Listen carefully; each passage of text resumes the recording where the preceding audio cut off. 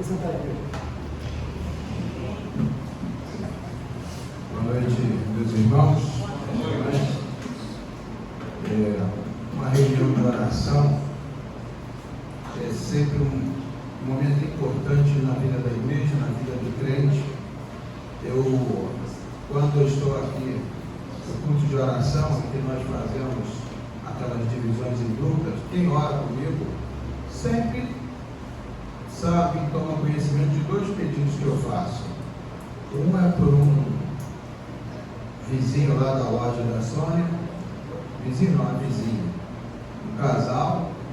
Esse casal, a esposa com 20 anos, tem um problema seríssimo de saúde, e a gente está sempre orando por essa jovem, né, para que Deus a abençoe, para que Deus esteja ali fortalecendo, porque um dos principais problemas que nós temos quando ficamos enfermos é que nós, né, isso não tem nada a ver com coaching, mas o nosso psicológico vai lá embaixo. E a gente está sempre orando. O nome dessa pessoa, né, dessa jovem, é Marta. Sempre que ora comigo eu faço esse pedido. E outro é um diácono, né? Ele não é diácono da PIBCP, ele é diácono da PIBPC. Tem até um trocadilho, que ele é diácono da primeira igreja batista da Praia do Canto, em Vitória. Praia do Canto. E daí está também atravessando os probleminhas de saúde. Sempre que a gente se fala no WhatsApp, a gente sempre está conversando, diz, a gente tem orado, eu tenho pedido lá na igreja, pedido assim, com os irmãos, quando nós estamos reunidos em dupla, para orar pela sua saúde. E estar numa reunião de oração é algo que é fundamental para a vida da igreja. Sempre, desde jovem eu ouvia dizer que é a oração que sustenta, né, a igreja, a oração que sustenta as nossas vidas. E a gente ouve, e só depois na prática, na experiência, que a gente vai entendendo que realmente a oração sustenta. Porque você não imagina quando você chega para alguém ou para a igreja, você coloca a sua situação, a sua dificuldade, querendo ou não, você divide aquele peso, você divide aquela responsabilidade. Então, é muito importante e é um bem, faz parte, né? Eu não sou médico, mas faz parte até da nossa saúde mental, para a gente não ficar tão para baixo, para a gente não ficar tão, com a nossa sensibilidade tão afetada, como muitas vezes a gente sabe que quem é acometido de qualquer enfermidade, seja ela qual for, seja qual for a sua gravidade, a gente fica realmente com a nossa sensibilidade, com a psicologia, né, com a nossa mente um pouco transtornada por causa dessa dificuldade. Mas tem oração, tem oração que é diferente. Tem oração que, inclusive, é oração em decorrência de desobediência. Apesar dela ter toda a sua sinceridade, apesar dela brotar do nosso ser, ela é fruto de desobediência. Fruto da desobediência. Eu queria até que vocês... Pode projetar aí, irmã Rosana, o capítulo 2 do livro do profeta Jonas, que fala de uma oração. Mas é uma oração decorrente de um ato de desobediência. Do ato de desobediência. Então diz assim: do ventre do peixe, Jonas orou ao Senhor seu Deus. E disse: clamei ao Senhor na minha angústia, e ele me respondeu: do ventre do Sheol gritei, e tu ouviste a minha voz. Pois me lançaste nas profundezas, no coração dos mares, e a corrente das águas me cercou.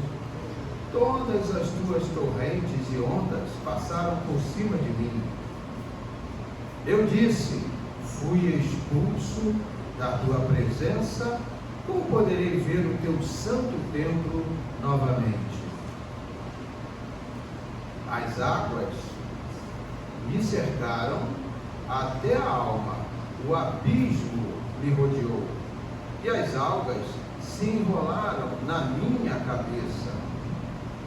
Afundei até os fundamentos dos montes, A terra me aprisionou para sempre com as suas trancas, mas tu fizeste subir a minha vida da sepultura, Senhor meu Deus.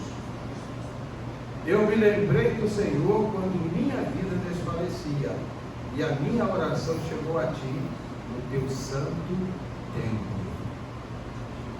Os que se apegam aos ídolos inúteis afastam de si a misericórdia. Mas eu te oferecerei sacrifício com voz de ação de graças. Pagarei o meu voto, a salvação pertence ao Senhor. O Senhor deu ordens ao peixe, e este vomitou Jonas na terra. Ok? Curiosamente, né? A oração de Jonas é respondida quando o peixe o quê? Vomita na terra. Mas se a gente, pensar antes do capítulo 2, o que foi a trajetória desse profeta até chegar ao ventre de um peixe, é alguma coisa assim de muito alarmante, foi aquilo que nós falamos. É profeta de Deus, recebe uma missão dada por Deus e se nega a cumprir com esta missão e vai numa direção totalmente contrária àquela que Deus lhe dá. E aí, quando a gente começa a falar até dos atributos de Deus, essas experiências começam a mostrar que tipo de atributo Deus tem, porque nós estamos aqui durante este mês ouvindo mensagens, ouvindo palavras sobre os atributos de Deus, principalmente aqueles incomunicáveis, que Deus é todo poderoso, ou seja, Ele é onipotente, Ele é onisciente, Ele é onipresente. Nós sabemos, nós temos consciência de tudo isso, mas esse não é o problema de nós conhecermos ou sabermos de todos esses atributos de Deus. Talvez na experiência daquele profeta, deste profeta, eu não vou dizer nem que ele não tivesse conhecimento desses atributos de Deus, mas há um erro, há uma incompreensão teológica acerca desses atributos. E como é que a gente começa a ver isso? Essa incompreensão teológica? Primeiro, porque ele recebe essa missão e ele não a cumpre, ele desobedece. E qual é o seu objetivo quando ele desobedece esse mandato de Deus? Ele quer fugir de quê? Das presenças do Senhor. Ele quer estar o quê? Longe da vista do Senhor. Ora, se você ler o Salmo 139, para onde me irei do teu Espírito? Para onde eu me irei do teu Espírito? Então há uma incompreensão teológica de Jonas.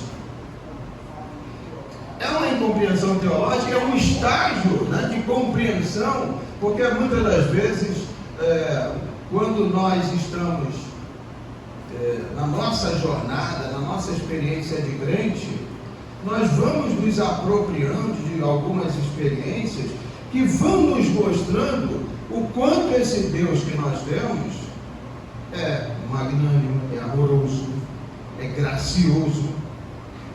Nós vamos nos apropriando disso por conta das nossas experiências. Não é só uma aceitação e uma compreensão de tudo isso que nós falamos, é também uma experiência, é uma vivência daquilo que nós falamos ou daquilo que nós pregamos.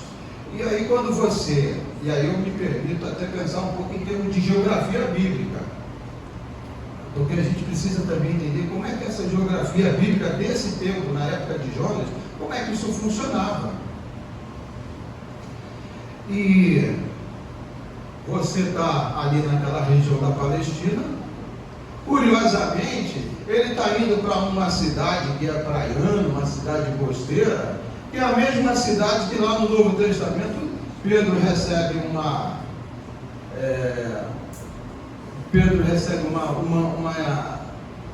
uma missão dada por Deus, ou seja, ele tem um sonho, aquele sonho dos animais impuros, e aí aquela voz diz para ele: eu não posso fazer isso, não matar e comer, então não diga impuro aquilo que eu purifiquei.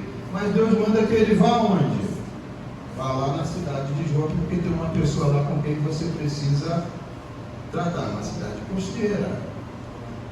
Ou seja, a gente está falando de alguém que está saindo para uma cidade costeira, é margeada por um grande mar, né, que a gente já fez aqui aqueles seminários antigos, né, a gente falava da geografia bíblica, aqueles que estiveram, né, naquelas jornadas, né, antes do seminário eclesial, a gente falava muito da questão da geografia bíblica. O grande mar é o mar Mediterrâneo, né, e essa compreensão de mar e a compreensão de Jonas é o seguinte: eu vou lá para o fim do mundo, porque havia uma ideia também que Tarsis fazia parte já do, quase que depois dali é o abismo, né? A gente vê isso na Europa, quando o pessoal falava do Estreito do Gibraltar ali, que chamavam, né? Depois daquilo ali, que era o Oceano Atlântico, dizia que ninguém se atrevia a ir para aquele lado, porque dizia que a Terra era plana e aquilo ali era um abismo. Vocês seriam precipitadas. Então, essa compreensão geográfica que a gente precisa entender, e até para, não é minimizar a incredulidade ou a desobediência de Jonas, mas a gente precisa entender o seguinte: ele está num mundo antigo em que a compreensão das coisas, ainda que ele seja profeta do Deus Altíssimo, do Deus Todo-Poderoso, mas essa compreensão, esse entendimento de que onde quer que você esteja, a mão do Senhor, o braço do Senhor também está ali, isso não era ainda uma coisa tão real assim para tanta gente. É só nós pensarmos, por exemplo, na experiência de Elias com aquela viúva, porque a compreensão daquelas pessoas e a compreensão do Israel um pouco mais antigo era que Deus era todo poderoso, mas o seu poder estava restrito ao quê? À terra do povo que o adorava. Você passa de um território para o outro, de uma fronteira para outra, não, isso aqui já é poder de um outro Deus, de uma outra divindade. Isso não funciona quando a gente está falando de Deus. Mas a compreensão das pessoas em algum momento, em algumas narrativas, em algum tempo na Escritura Sagrada, você vê isso. Ora, Elias foi para lá na região de Sarepta de Sidom, e até lá o poder de Deus era poder de Deus. Até lá Deus, através do profeta, primeiro multiplica o azeite da viúva e a sua farinha, e depois ressuscita, traz à vida novamente o filho daquela viúva. Mas quando faz isso, há também uma outra coisa. Antes disso acontecer, a viúva começa a dizer assim: vieste aqui trazer à minha memória o quê? Os meus pecados. Ou seja, Deus está dizendo para o profeta o seguinte: vai lá, prega contra a cidade de Nínive. Prega contra a cidade. A sua maldade chegou até mim. Chegou até aqui. E aí você pensa assim: pô, estou conjecturando. Esse povo vive oprimindo o meu povo. Esse povo vive invadindo o meu povo. Era o Império Assírio, a capital de um dos impérios mais poderosos. Eu vou negar. E você vai ver no livro de Jonas que até mesmo depois, quando ele é vomitado e vai para pregar, ele continua ainda persistindo naquela ideia e até questionando a misericórdia de Deus para com aquele povo. Ou seja, a universalidade do poder de Deus, primeiro, ela é universal porque Deus é o Criador de todas as coisas. Segundo, a universalidade do seu poder, tanto para ser punitivo quanto para ser para derramar da sua graça e da sua misericórdia, ela também não vê fronteiras. Não vê fronteiras. O próprio Jesus vai dizer: Deus é tão bom que Ele faz com que o seu sol e a sua chuva esteja sobre bons e maus, sobre todos. Mas compreender a universalidade desse poder, compreender a universalidade também do desejo desse Deus de derramar sua graça e sua misericórdia, isso já é uma questão de compreensão teológica nossa. É uma questão de compreensão nossa. Por isso que a cada dia, a cada instante, nós, a irmã, tipo assim, nós estamos em obras, nós estamos a todo momento sendo o quê? Reconstruídos, refazendo nossos conceitos, nossas compreensões, porque a experiência que nós temos com Deus, em oração principalmente, aquela experiência única que cada um de nós temos, isso é constante, pelo menos aqueles que oram, né? A vida é isso, pelo menos aqueles que oram. Mas o exemplo aqui dessa oração é uma oração decorrente de uma desobediência, mas uma oração sincera. Mas antes de chegar ainda à oração, tem outra coisa importantíssima. A gente falou aqui de mar, né? Falou aqui de geografia, está falando aqui de uma série de coisas. E aí você pensa o seguinte: o profeta é engolido por um peixe.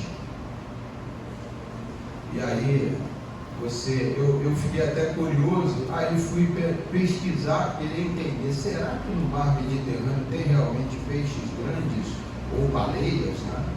Porque é um mar realmente gigantesco, né? E aí tem lá alguma, isso a gente vai no Google, né, para ver, não, tem inclusive cachalote, que é um tipo de baleia, né, que tem 20 metros de comprimento, né, que é o animal que tem os maiores dentes, né, do mundo, um tipo de mamífero, e é carnívoro, porque diz que estraçalha outros, o tal do cachalote, mas há outros tipos de baleia também, que povoam a região do mar Mediterrâneo, porque a gente começa a pensar o seguinte: mas que peixe é esse, né? E eu falei em baleia, porque quando você vai, eu sempre falo o seguinte: eu não sou alguém versado em hebraico, eu nem me atrevo a isso. Aí eu vou no texto grego, o texto grego diz que é um ketos, ou kitos, que é a palavra que dá origem a cetáceo, que são os animais, né? São baleias, golfinhos. Estou errado? Quem aí conhece um pouco de biologia marinha, né? Baleia não é um peixe, baleia é um mamífero, né? Baleia não é um peixe. São animais marinhos, mas não são peixes, né? São mamíferos. Então, esse peixe, durante 3 dias e 3 noites, é curioso que o próprio Jesus vai fazer referência a este momento, né, da vida do profeta. Ainda fala: nenhum sinal vos será dado, senão o sinal do profeta Jonas. Essa geração pede um sinal, nenhum sinal será dado, senão o sinal do profeta Jonas, que ficou 3 dias e 3 noites no estômago de um peixe e foi vomitado.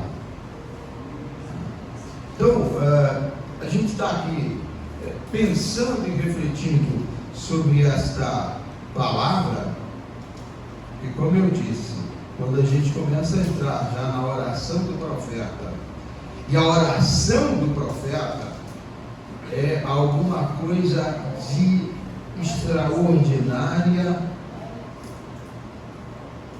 relevância, essa oração.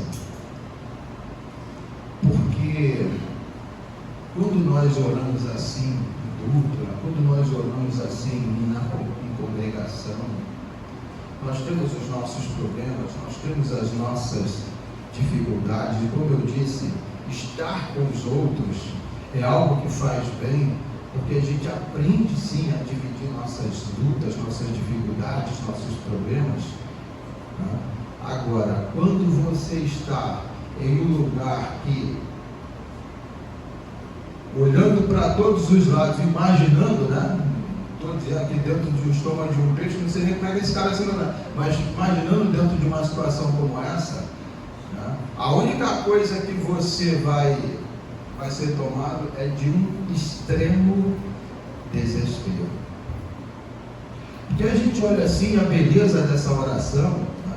Toda vez que eu leio sobre essa oração, na minha angústia, né? parece alguma coisa assim de muito existencial. Mas isso é existencial, mas é uma existencialidade à flor da pele. Porque quando ele diz na minha angústia, ou seja, debaixo dessa pressão toda, porque o que é a questão do inferno propriamente dito, né? A questão do inferno é um desespero dentro de si próprio, e que você, como a gente fala aqui na oração, que a gente consegue colocar os nossos problemas e as nossas dificuldades, dividir uns dos outros. O inferno é o contrário de tudo isso. O desespero é seu, continua sendo seu, e não há nem aquela relação de tempo em que você possa imaginar que aquilo possa ser alterado. Aquele seu estado de coisas, a sua existencialidade e tudo mais é praticamente nada disso existe em termos de projeção de alguma coisa que vai para frente. Então isso é uma pressão mesmo. Você está debaixo de uma grande pressão, e aí, quando ele diz que eu clamei, isso é um grito. O cidadão está urrando de desabafo, e, por incrível que pareça, não tem ninguém para ouvi-lo. Não tem ninguém para ouvi-lo.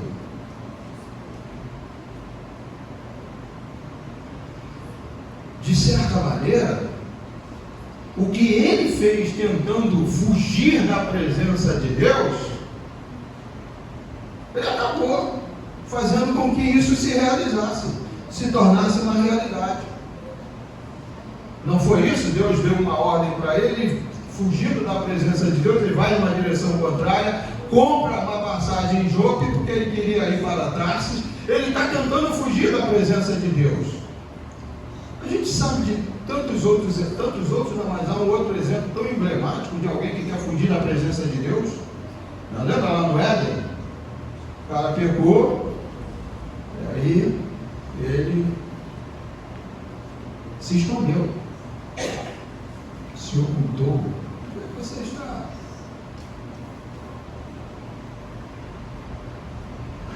Uma outra coisa que chama atenção também é a parábola do filho pródigo. Não sei se vocês já perceberam isso.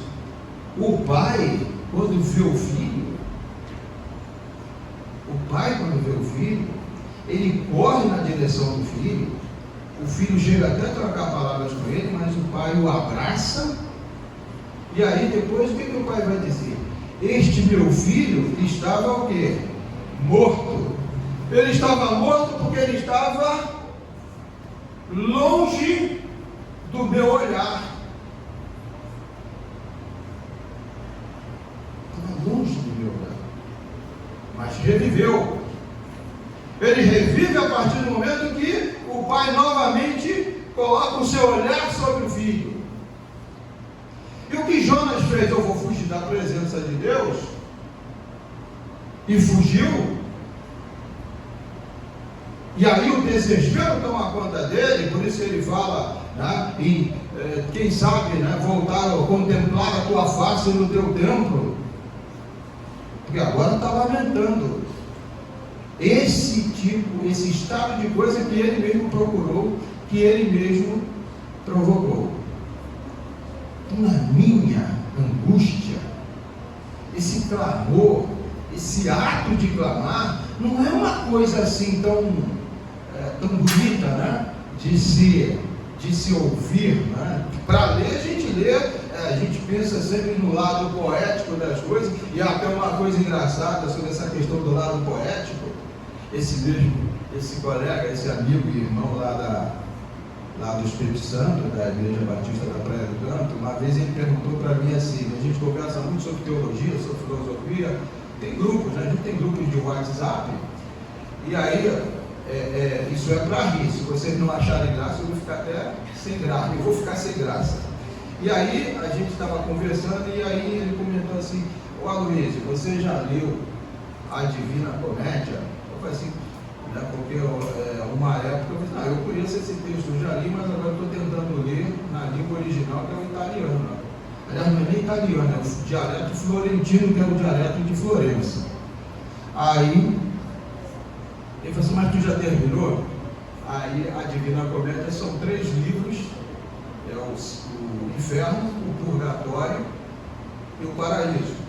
Aí eu falei para ele assim, cara, eu não consegui nem sair do inferno.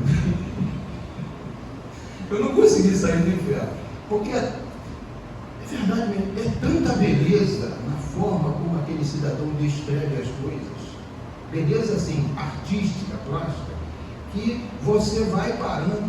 Aí ele vai assim, pois é, eu estou tentando sair do inferno, mas não consigo. É só uma brincadeira, mas não é essa a realidade do inferno, não é essa. A realidade do inferno é essa que o profeta está passando. E de que quando ele busca estar longe da presença de Deus, não está mais no alcance, não que Deus não olhasse para ele, mas se Deus não tivesse condições de olhar para ele. Que tem até uma outra coisa interessante nisso. Desde cedo eu sempre ouvi muitos pastores pregando, e eu vi um dia um pastor estava pregando sobre aquela expressão de Jesus lá na cruz, Deus meu, por que me desamparaste? E até uma leitura teológica bastante aceitável, ele dizia o seguinte: o pecado do mundo estava todo sobre Jesus, que nem mesmo Deus o Pai conseguia olhar para o seu filho. Então o pregador usou esse tipo de imagem, ou seja, o pecado do mundo, porque quando Jesus está sendo crucificado, ele está recebendo sobre si o quê? Os nossos pecados. Então o pecado do mundo estava sobre o filho naquele momento, que nem Deus, por isso o filho faz essa expressão de desamparo, Deus meu, por que me desamparaste? Então a ideia do inferno, né? Essa falta de uma perspectiva para frente, de uma ideia de tempo em que eu estou numa situação, uma dificuldade hoje, mas amanhã eu tenho competência, eu tenho condições, eu tenho esperança de que eu supere essa minha dificuldade hoje, o inferno acaba com tudo isso. E geralmente é essa a ideia que a gente tem do inferno, e principalmente porque nós estamos, né, aquele que vai, segundo o Apocalipse, aquele que vai ser lançado lá no lago de fogo, ou seja, vai ser lançado nas trevas exteriores ou qualquer coisa, esse não tem parte por Deus. Então isso é dor, isso é sofrimento. Então o profeta, ele tem essa percepção, e é uma coisa interessante que enquanto ele está no ventre deste peixe, o peixe vai fazendo o quê? O caminho de busca o quê? Para as águas mais profundas. Ele diz que vai até os fundamentos do mundo. A expressão Sheol, sepultura, ou seja, cada vez mais indo na direção do abismo. Cada vez mais indo na direção do abismo. Então, é esse o entendimento, até para nós começarmos a vislumbrar que esse desespero, esse clamor do profeta, é um clamor que extravasa todo esse tipo de sentimento. O próprio Paulo, né, que chega a fazer uma colocação: quem nos separará do amor de Cristo? Será angústia? Será tribulação? Então, a questão da angústia, ela é presente, e é como se fosse um aperto.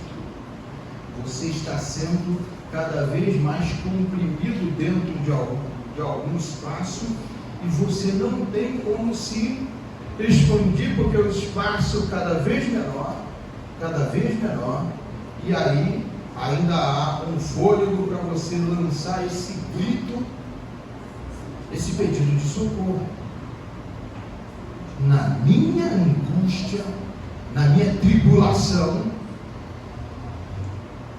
eu clamei, eu gritei, eu urrei pela presença de Deus.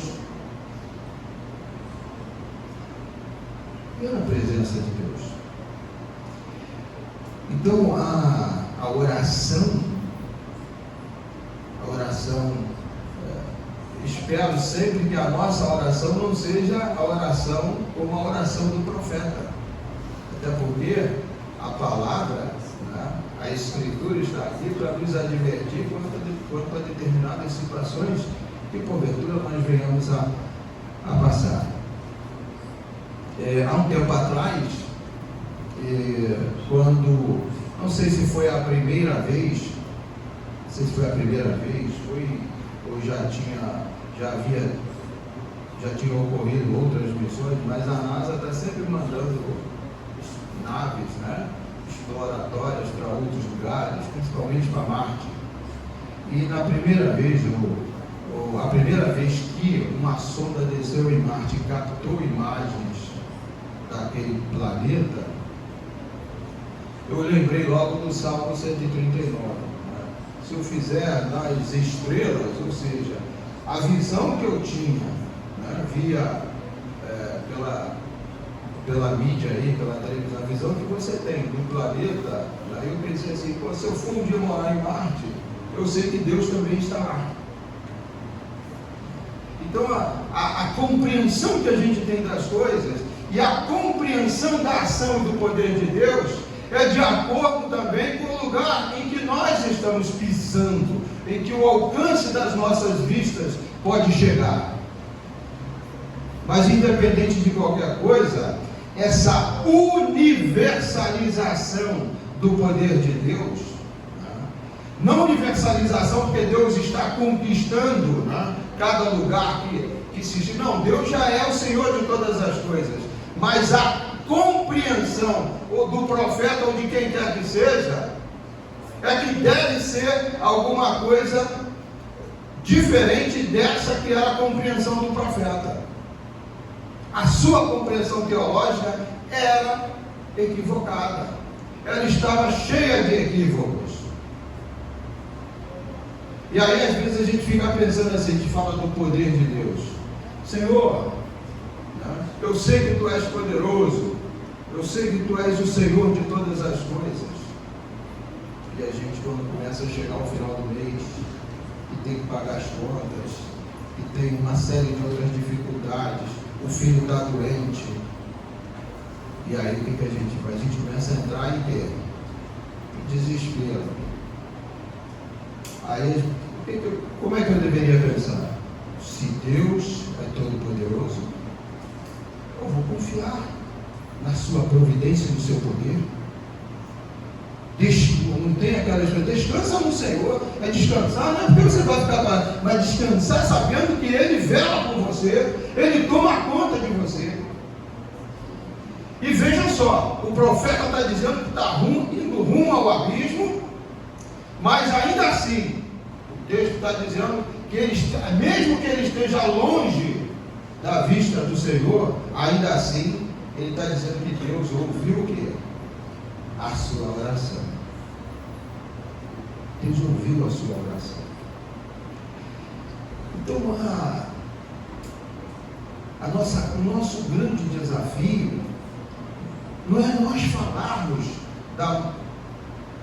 da grandeza de Deus, não é falarmos da sua soberania, do seu grande poder, de que Ele pode estar em qualquer lugar, de que Ele sonda os corações, de que Ele é onisciente.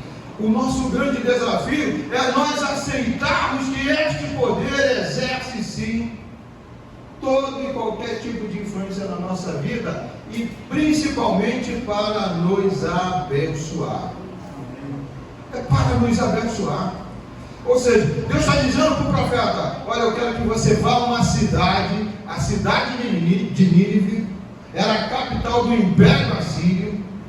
Você vai lá e prega contra ela. O profeta sabia: eu não vou pregar, porque a imaginação dele é que esse povo se converte e Deus vai livrar aquele povo de quê? Da sua destruição.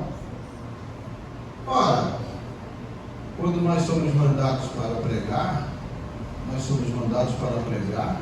para emitir um juízo de Deus, mas não somos nós que vamos julgar quem quer que seja. Não somos nós os juízes. Não somos nós os algozes de quem quer que seja, ou daquele, né, que nós chamamos de pecador. Não somos nós. Então essa experiência do profeta, ela tem que chamar a atenção de cada um de nós, a compreensão que nós temos que ter do texto, da sua palavra, e entender, e parece que até depois dele ter ido, pregado, as pessoas tendo se arrependido, até mesmo o rei, diz o texto, que se arrependeu, se cobriu de cinza, vestiu saco para falar do arrependimento, e ele ficou contrariado, porque ele queria que a mão do Senhor pesasse sobre aquele povo. Você não é o juiz, Jonas. Você não é o juiz. E não é, você foi mandado lá para pregar. E a gente fala muito, né? A profeta, alguns aí que se dizem profeta e dizem que vai acontecer isso, vai acontecer aquilo, vai haver destruição. Quando Deus manda o seu profeta, o seu servo pregar contra o pecado de quem quer que seja, ou contra o pecado de uma família, de um povo, ele manda sim que a mensagem seja pregada. Mas daí eu dizer que essas pessoas vão ser destruídas, é outra história. Porque se há arrependimento, Deus também muda o seu juízo e o seu julgamento sobre quem quer que seja. Deus muda. A Bíblia até fala de imagens como Deus esquecendo, né, dos pecados dos homens. Paulo diz, mas Deus prova o seu amor para conosco em que Cristo morreu por nós quando nós ainda éramos pecadores. Ou seja, nós éramos pecadores, e lá Isaías vai dizer assim: o Senhor esquece dos nossos pecados. Eu lembro que eu já usei até essa imagem em algum momento da minha vida, em alguma reflexão, dizendo que se Deus tem um mal, né, isso até é só uma conjectura, se Deus tem um mal, esse mal, né, uma enfermidade, eu estou querendo fazer, essa enfermidade é, como é que é o nome daquela enfermidade que a gente esquece, não perde a memória das coisas? Não é a amnésia. Eu me esqueço dos seus pecados. Esquecer no sentido de que Ele é gracioso. Não vai ser o pecado daquele que se arrependeu que vai fazer com que aquela pessoa seja destruída, que aquela pessoa seja lançada nas trevas exteriores, seja lançada no inferno. Se houve arrependimento, isso também muda a ação de Deus para com aquela pessoa que se arrepende. E Jonas não estava compreendendo isso. Então teve uma primeira chamada, ele desobedeceu, vai na direção contrária, ele provoca, né, aquele rebuliço todo dentro da embarcação, e ali tem novamente a manifestação do poder divino, porque você vê, tinha marinheiros que tinham lá os seus deuses, as suas divindades. Eu fiquei até imaginando o seguinte, né? Quem estuda um pouco de mitologia grega, o deus dos mares é quem? Poseidon. Mas o vento ali não foi Poseidon que mandou, não. O mar não estava revolto, não foi porque Poseidon estava revoltado, não. Mas devia ter algum marinheiro ali fazendo algum tipo de oferenda, alguma coisa para alguma divindade dessa dos mares.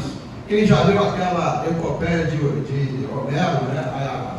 A Odisseia, né? Diz que Ulisses está num determinado lugar e o deus do vento dá um saco para ele, que é para ele, na embarcação, quando ele precisasse, ele abrisse aquele saco para botar vento na vela, para ele poder chegar na sua terra natal.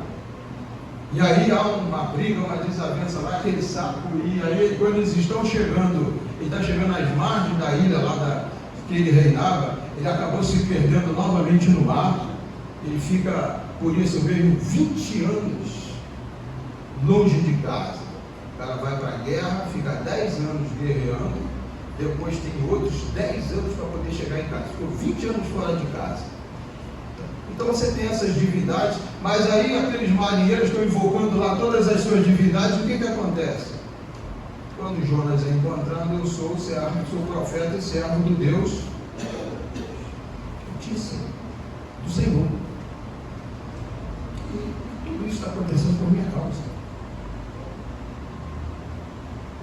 nós faremos? Ele conta tudo o que tinha acontecido. O que nós faremos com tudo? Me joguem no mar. É melhor jogar ele no mar do que vamos sacrificar ele, vamos cortar ele no meio, né? Melhor jogar no mar. Então ele é jogado no mar. E o que acontece? Tudo se acalma. Algumas imagens assim do mar são coisas interessantes, né? Você vai no Novo Testamento, ali já no Novo Testamento não é o mar Mediterrâneo, é o mar da Galileia, é o mar menor, mas também há uma turbulência, um vento, a tempestade. E o que acontece? Jesus está lá dormindo calmamente. Então está batendo lá, o nariz, Jesus está dormindo. E aí Jesus disse: mestre, não se te dá que morramos, todo mundo desesperado. E aí ele calmamente levanta e manda o vento se calar, manda o mar se acalmar.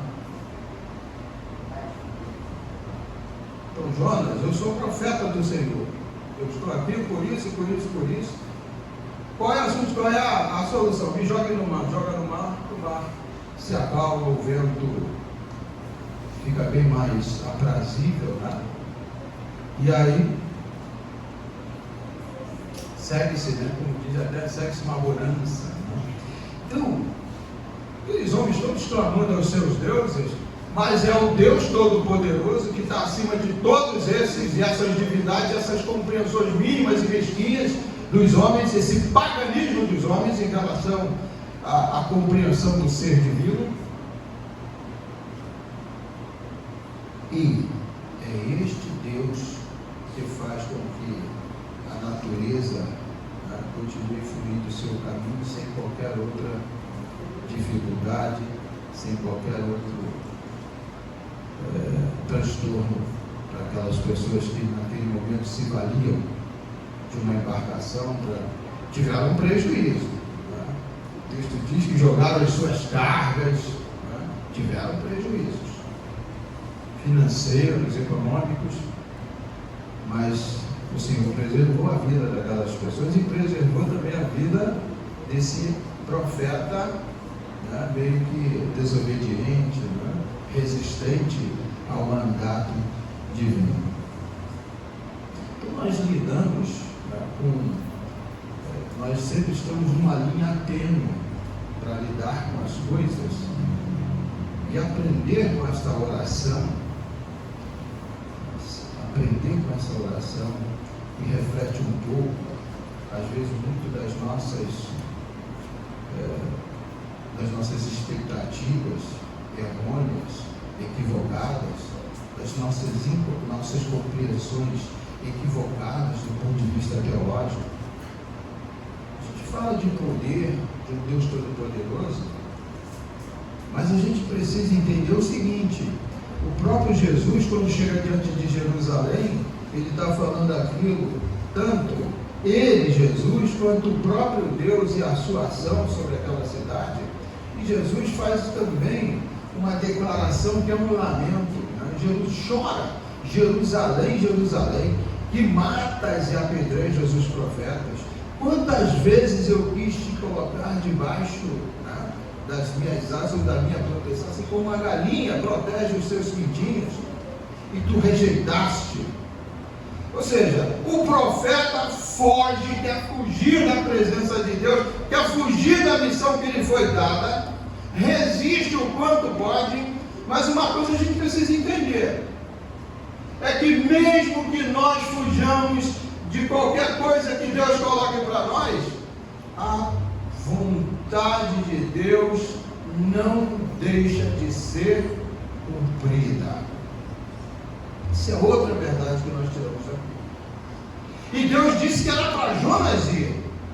Então, quando Deus diz para Jonas ir, não é para o Jurandir ir. Quando Deus diz que é para o Jurandir ir, não é para a irmã Vera ir. E querendo ou não, vai ter que ir. Ou seja, quando você lê todo o livro, você vai ver que novamente vem o Senhor e dá, é como se Deus estivesse refazendo novamente a sua chamada ao profeta. Vai lá e prega contra a cidade de Nínive. Vai lá e prega.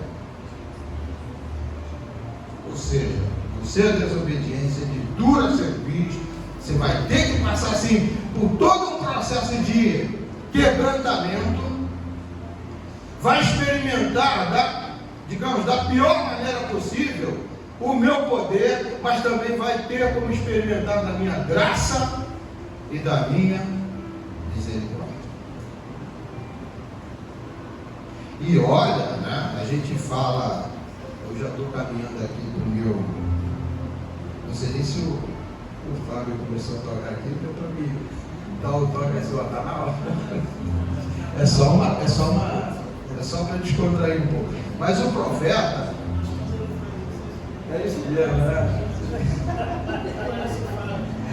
O profeta, Jonas capítulo 3, verso 10, é porque a minha leitura desse texto é o capítulo 1 e a oração.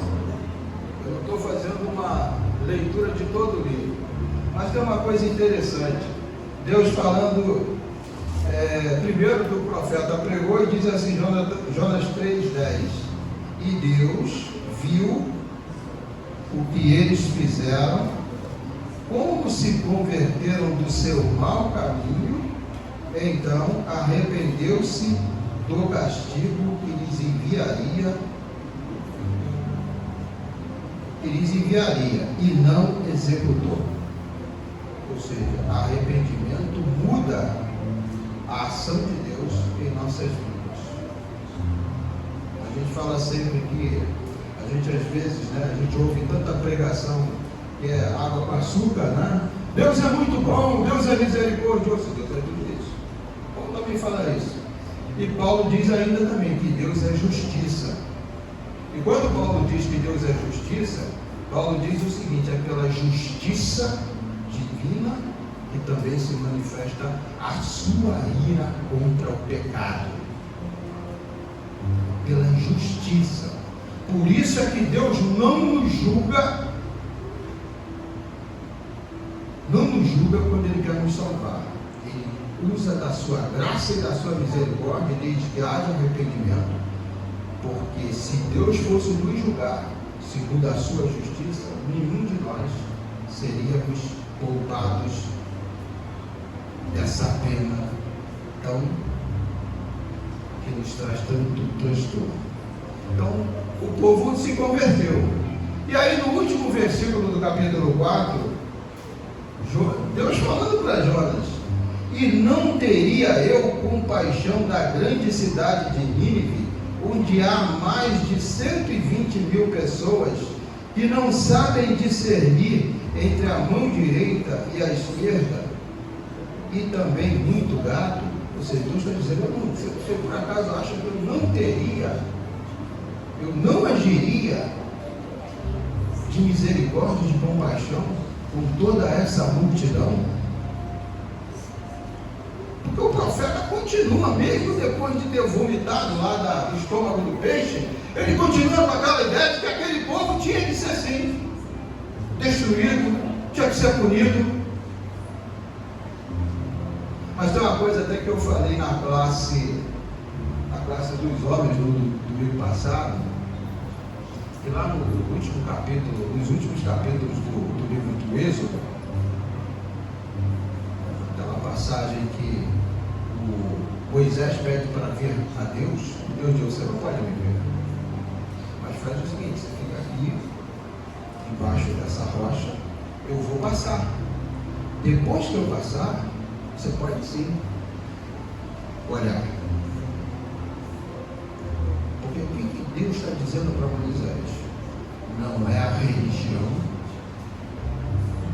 não é a nossa compreensão de religião, não é a religião, não é nada disso.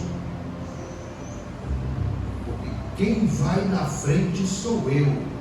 Eu abençoo a quem tiver de abençoar, eu amaldiçoo a quem eu tiver de amaldiçoar. Isso é Deus te falando para Moisés. E às vezes há determinadas pessoas que, inclusive, trazem palavras de juízo e de maldição contra quem quer que seja. Nós não temos essa autoridade, nós não temos essa competência. Nós temos sim que colocar tudo, os nossos problemas, as nossas dificuldades, os problemas e as dificuldades dos outros, debaixo da mão divina. E é Ele sim que nos julga é Ele sim que também age de misericórdia para com cada um de nós. Por que eu questionaria a Deus se Ele está abençoando este ou aquele? Qual é o problema? Aliás, eu tenho que me alegrar com aqueles que são abençoados, porque quando eu sou abençoado, foi uma coisa bem interessante que aconteceu aqui, no domingo passado à noite, e nós tínhamos falado isso também na classe dos homens, que algumas vezes nós nos queixamos, reclamamos de Deus por causa dos nossos problemas, mas quando nós recebemos as nossas bênçãos, o que nós fazemos? Eu divido isso com alguém. Você é só meu. É só meu isso. Aí o irmão Emerson, veio com toda a família aqui, agradeceu muito porque foi abençoado. A família dele foi abençoada. Quando o filho dele é abençoado, a família está sendo abençoada. Quando alguém fica doente na minha casa, eu também fico doente. Não tem como. E quando alguém dentro da minha casa é abençoado, eu estou sendo abençoado. Essa compreensão Jonas não tinha. Ora, se Deus está usando de misericórdia com aquele povo, se Deus está agindo de misericórdia com aquele povo, e aquele povo era um povo que oprimia ao seu povo, ou seja, quando aquele povo se encontrar debaixo da graça divina, significa que aquele povo não mais oprimirá ao seu povo. Isso é bênção. Não é ser abençoado com a destruição do outro. Aliás, a coisa mais difícil, o mandamento mais difícil é aquele que Jesus coloca lá na Bíblia: amar o próximo como a ti mesmo. É a coisa mais difícil que existe. Mas isso não é um pedido, é um mandamento, é sua obrigação. Jonas devia aprender um pouco, né? Jesus aprendeu com a experiência. Jesus está falando da experiência de Jonas, de ter ficado 3 dias e 3 noites no ventre de um peixe. Quem sabe se Jonas vivesse na época de Jesus, ele aprendeu isso. Eu tenho que orar pela paz da cidade, eu tenho que orar pela paz dos meus vizinhos, eu tenho que orar pelas pessoas que fazem parte, que estão perto de mim, para que as pessoas sejam abençoadas. E se essas pessoas são abençoadas, a minha vizinhança toda é abençoada, eu também, consequentemente, sou abençoado. E isso é compreensão do poder de Deus. Nós compreendemos o poder de Deus a partir dessas situações. E para encerrar, eu lembro, a gente lida com muita coisa, com muitas ideias, e a gente precisa tomar cuidado também com isso. Tem um pensador aí bem complicado, que foi Nietzsche, que dizia assim: olha, cuidado, não olhe para o abismo muito tempo, porque se você olha muito tempo para o abismo, ele também passa a olhar para você. Então, é tipo assim, tem aquela história, fulano está cavando a própria sepultura. Fulano está cavando a própria sepultura. E o discernimento, tá? Deus está falando, olha só, esse povo não tem discernimento de nada. Mas não é por isso que ele vai, se ele se arrepende, não é por isso que ele é passivo de uma destruição. Deus agindo de misericórdia. É Deus agindo, fazendo com que a sua graça seja uma graça universal. E se Jonas tivesse chegado lá em Tarsis, ele ia ver que Tarsis não era o fim do mundo, e ele ia ver que Deus também lá estaria. Porque é quando você lê o Salmo, novamente, lembrando o Salmo 139, eu não posso fugir da tua presença. Eu mirei do teu espírito. Se eu fizer no Sheol, na sepultura, a minha morada, tu ali estás. Ou seja, Deus está ali, mas estar numa sepultura ou estar no inferno, no Sheol, não significa objetivamente que Deus vai ouvir o seu clamor e a sua oração. As pessoas vão sofrer no inferno, ou sofrem no inferno, vão sofrer no inferno, mas Deus não. Deus sabe que elas estão sofrendo lá, e elas vão ter consciência de que estão sofrendo, que Deus sabe que elas estão sofrendo, e Deus não vai agir de misericórdia para com elas, porque ali é o lugar definitivo que Ele separou. Para quem? Não para mesmo, pastor? Mas para o diabo e os seus anjos. Foi para nós que Deus fez aquilo. E aí eu vou encerrar dizendo o seguinte: é o testemunho um dos fatores que me levou à minha conversão. Sempre que a gente lembra de coisas da infância da gente, e quando eu me converti, tinha aquela coisa você falar da sua conversão, como você se converteu e tal. E isso, inclusive, eu usei para falar no meu concílio, né? Experiência de conversão chamada. Nos anos 60, ainda, no final dos anos 60, entrou uma televisão dentro da minha casa. Nós éramos todos pequenininhos e ninguém queria ir mais para a igreja. A televisão é aquela coisa que pilotia, ninguém queria ir mais para a igreja. E minha mãe sábia, minha mãe nunca foi assim, pegar assim para levar e vestir a roupa, nós vamos, não, minha mãe nunca fez isso. Aí o que minha mãe fazia? Não, vocês não vão para a igreja não? Ninguém nem respondia, todo mundo hipnotizado com a televisão. E olha que era a televisão preto e branco ainda, né? No final dos anos 60, tem gente aí que nem sabia quem existia ainda. Nada a ver. Final dos anos 60. Então, mas um dia, uma das primeiras vezes, minha mãe falou assim: olha só, vocês podem até ficar aí. Vocês podem ficar aí. Só vou falar uma coisa para vocês. No céu, ninguém é obrigado a entrar no céu. Mas no inferno, você vai entrar querendo ou não. E aquilo fica na cabeça da gente. No céu, ninguém vai ser obrigado a entrar. Mas no inferno, você vai querendo ou não, vão te jogar lá. E aí, isso é sabedoria. O medo e o desespero de ser jogado num lugar como esse, ou vamos pensar aqui, de ter um momento assim, de desespero, de angústia, como o profeta nessa oração está mostrando, isso assusta qualquer um. Pelo menos a mim, eu sempre tenho cuidado e um respeito danado de lidar com a palavra, porque isso assusta. Não é que eu tenho medo de perder a salvação, mas eu tenho que ter todo o respeito e toda a reverência possível quando eu lido com esses textos, com essas ideias, com a mensagem que esse texto traz para nós. Eu preciso então deixar para vocês o seguinte: eu espero que essa palavra tenha sido abençoadora na vida de cada um de vocês. Que Deus assim nos abençoe e use sempre de misericórdia para com cada um de nós. Se coloque de pé, vamos